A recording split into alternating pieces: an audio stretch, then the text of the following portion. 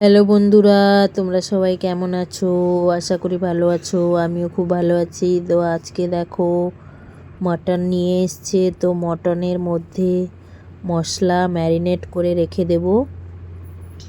তো লঙ্কার গুঁড়ো, হলুদ গুঁড়ো, লবণ, সর্ষের তেল আর একটা গরম মশলার গুঁড়ো তো মাখিয়ে ভালো করে রেখে দিলাম। তারপর একটা মশলা বানাবো। তো ধনে, জিরে আর শুকনো লঙ্কা, আদা, রসুন, টমেটো সব একসঙ্গে আমি পেস্ট করে নেব। তো আজকে আমি বাটা মশলায় রান্না করব।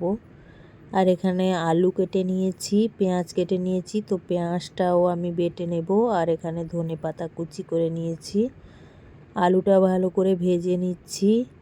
আর এখানে গোটা গরম মশলা ফোড়ন দিয়ে দিয়েছি। আর তেজপাতা আর জিরে আর শুকনো লঙ্কা সব ফোড়ন দিয়ে ভেজে নিচ্ছি। তারপর এখানে পেঁয়াজটা বেটে নিয়েছি। তো পেঁয়াজ বাটা দিয়ে ভালো করে ভেজে নিচ্ছি।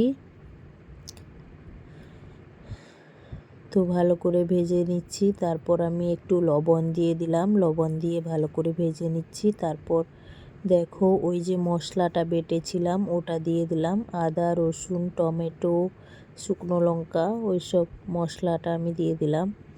তারপর একটু লাল লঙ্কার গুঁড়ো আর ঝাল লঙ্কার গুঁড়ো আর হলুদ আর একটুখানি ধনে জিরের গুঁড়ো দিয়েছি। দিয়ে ভালো করে কষিয়ে নিচ্ছি।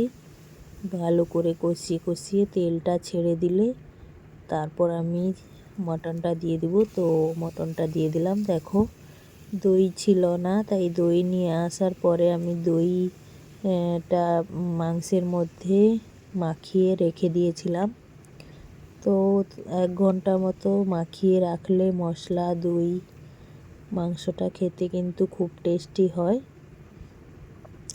তো দেখো আমার মশলাটা কষিয়ে নিচ্ছি ভালো করে। আর ঢাকনা খুলে খুলে আমি রান্নাটা করে নিচ্ছি। এই দেখো আলু ভাজাটাও দিয়ে দিয়েছি। দিয়ে ভালো করে কষিয়ে কষিয়ে ঢাকনা দিয়ে দিয়ে আমি রান্নাটা করে নেব। তারপর আমি একটু কুকারে দিয়ে দিব। তো দেখো আমার রান্নাটা হচ্ছে। আর অনেকেই ভাবছো যে আমি নিরামিষ খাই না, কিন্তু না, আমাদের নিরামিষও খাওয়া হয়, কিন্তু ভিডিওটা দেওয়া হয় না। তো আসলে ফেসবুকে তো কিছু না কিছু ভিডিও ছাড়তেই হবে, তাই জন্য এই রান্নার ভিডিওগুলো ছেড়ে দিই। রান্নাটা তো করতেই হয়, সেই জন্য রান্নার ভিডিওটা ছেড়ে দিই। আর নিরামিষের ভিডিও একদিন নিয়ে আসবো।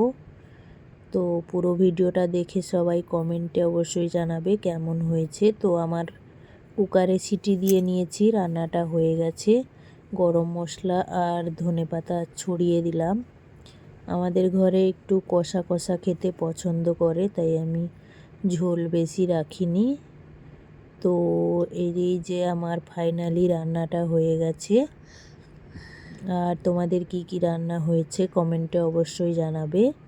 আজকে হয়েছিল মাটন কষা আর ভাত, একটাই রান্না করেছি, আর কিছু রান্না করিনি। সঙ্গে লেবু, পেঁয়াজ ছিল। তো টাটা সবাইকে। সবাই সুস্থ থেকো, ভালো থেকো, সবাই সবার পাশে থেকো।